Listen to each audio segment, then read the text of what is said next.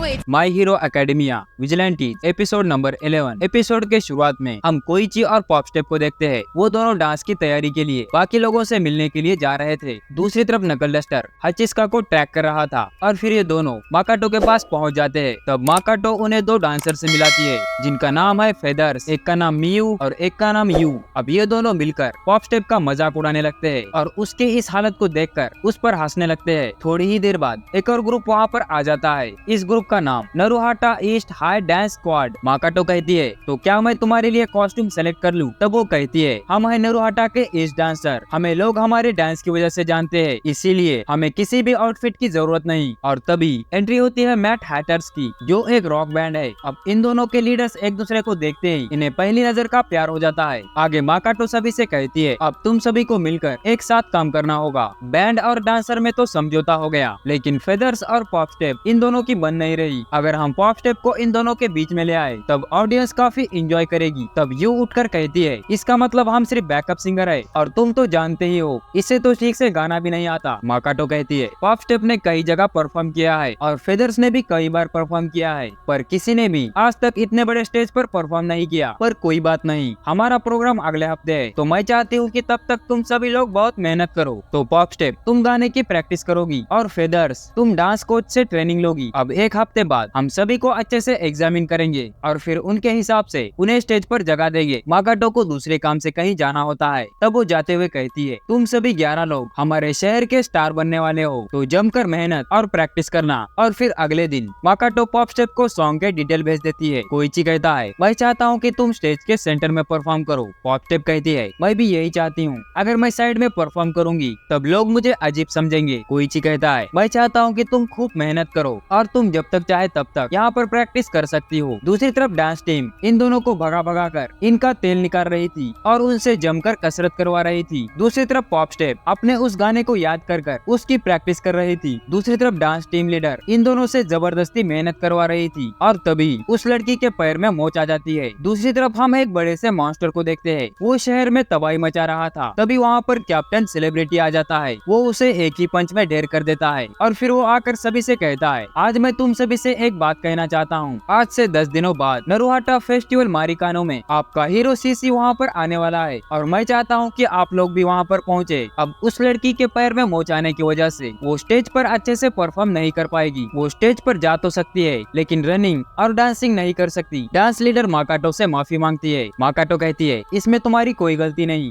सारी गलती मेरी ही थी। मुझे लगा कि अच्छी प्रैक्टिस से हम अच्छा परफॉर्म कर पाएंगे, पर ऐसा कुछ हो जाएगा ये मैंने कभी सोचा ही नहीं था। अब हमारे पास सिर्फ 2 ही ऑप्शन है, पहला कि हम पॉपस्टेप को तुम दोनों के बीच में रखें, इससे तुम दोनों को ज्यादा मूवमेंट करना नहीं पड़ेगा, या फिर हम मियो को बाहर निकाल देते हैं और फिर पॉप और यू स्टेज पर परफॉर्म करेंगे। ये सब सुनकर मियो बहुत नाराज हो जाती है, जिसे देखकर पॉपस्टेप कहती है मैं चाहती हूँ कि मियो सेंटर में खड़ी रहे। हम मियो को सेंटर में रखेंगे और स्पॉटलाइट उसके ऊपर रखेंगे और यू उसी के आसपास डांस करेगी और फिर पॉपस्टेप अपनी पावर्स की मदद से वहाँ पर जंप करेगी और डांस करेगी। अब ये बातें सुनकर ये दोनों बहुत खुश हो जाते हैं। आगे पॉपस्टेप कहती है अगर तुम्हारे जगह पर मुझे चोट लगती तो मैं यहाँ पर कुछ नहीं कर पाती, पर तुम दोनों बहुत अच्छे सिंगर हो तो फिर ठीक है, साथ मिलकर धमाल मचा देते हैं। दूसरी तरफ टोपी मास्टर वो बस कैप्टन पर लाइन मार रहा था। वो मन में ही सोचता है उसके बाल कितने जबरदस्त है, शायद मुझे उसकी तारीफ करनी चाहिए, लेकिन मैं ये नहीं कर सकता वरना उसका ध्यान बढ़ जाएगा। तभी कोइची कहता है हे कैप्टन, क्या तुमने अपने बाल कटवाए और ये शॉर्ट हेयर कट तुम पर जच रहे हैं। दूसरी तरफ हम हचिस्का को देखते हैं, वो कहती है कैप्टन सेलिब्रिटी लोकल की मदद करने वाला है तो उम्मीद है वहाँ पर सुपर हीरो भी आ सकते हैं। अगर वहाँ पर हीरोज भी आ सकते हैं तो क्यों ना वहाँ पर विलन को भी भेजा जाए। तो चलो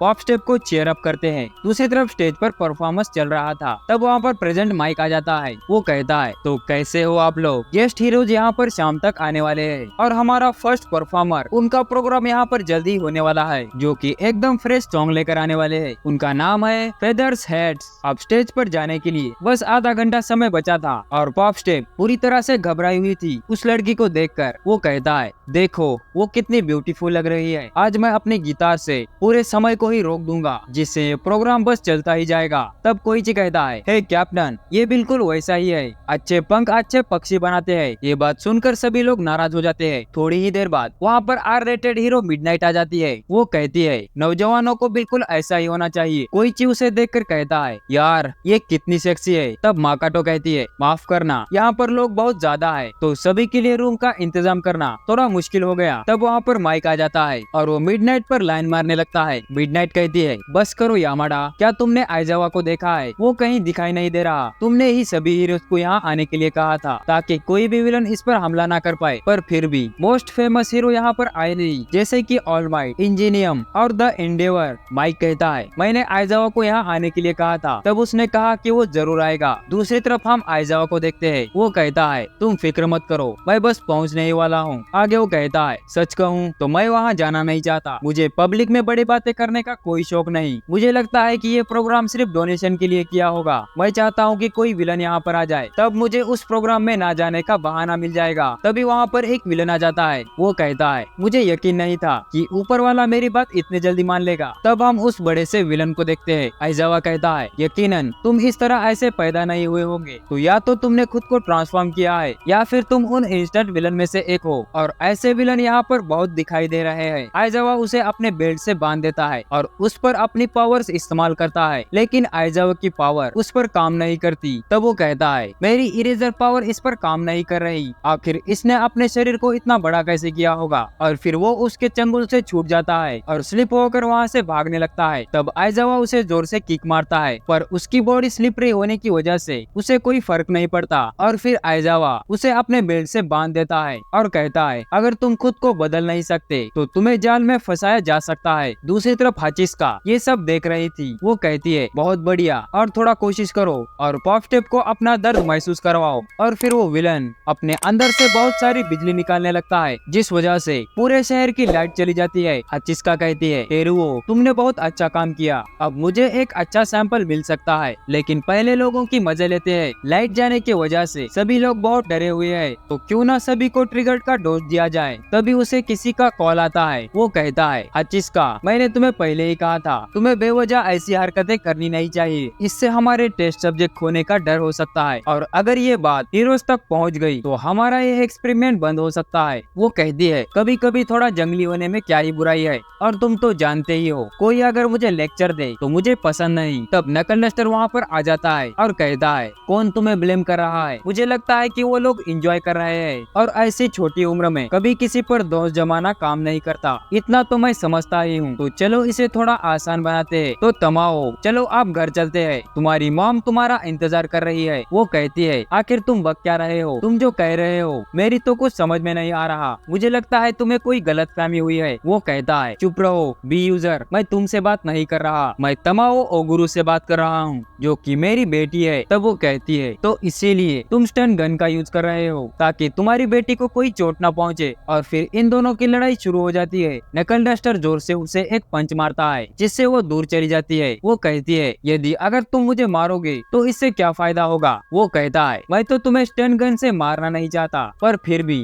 इसमें हाई वोल्टेज करंट है, इसके एक वार से ही तुम्हारे हाथ पैर काम करना बंद कर देंगे, इसका एक वार अगर तुम्हारे सीने पर पड़ा तो तुम्हारा दिल रुक जाएगा। तब वो बहुत सारे मधुमक्खियों से हमला करती है। नकल डस्टर कहता है मैं तुम्हारे मधुमक्खियों को जानता हूँ, उनमें अलग अलग तरह के केमिकल मौजूद है, लेकिन इससे कोई फर्क नहीं पड़ता। अगर मैं पहले क्वीन बी को हरा दूं तब वो भी हार जाएंगे। तब एक बी की वजह से वहाँ पर बहुत बड़ा धमाका होता है। वो कहती है क्या हुआ बुढ़ाऊ, हालत पतली हो गई, इन मधुमक्खियों में केमिकल भरा हुआ है, अगर तुम एक कदम भी आगे बढ़ाओगे तब ये तुम्हें चीर कर रख देंगे। और फिर वहाँ पर एक बहुत बड़ा धमाका होता है, लेकिन नकल डस्टर को कुछ भी फर्क नहीं पड़ता। वो कहता है पहला हमला ही ज्यादा असरदार था, बाकी सभी तो बस डराने के लिए थे, मुझे पहले तुम्हें ठिकाने लगाना होगा, तुम बस कुछ बॉम्ब ही इस्तेमाल कर सकती हो, इसके अलावा तुम्हारे पास दूसरा हथियार नहीं है। और फिर वो उस पर वार करने वाला था। तब वो दूर चली जाती है और कहती है तुम मुझे पकड़ ही नहीं पाओगे, और फिर वो वहाँ से भागने लगती है। नकल डस्टर भी उसका पीछा करने लगता है और कहता है चलो देखते हैं कि तुम कितनी दूर तक भाग सकती हो। और फिर इसी के साथ ये एपिसोड यहीं खत्म हो जाता है। उम्मीद है आपको ये एपिसोड पसंद आया होगा। पसंद आए तो इस वीडियो को लाइक कीजिए, नए हो तो हमारे इस चैनल को सब्सक्राइब कीजिए। मिलते हैं जल्दी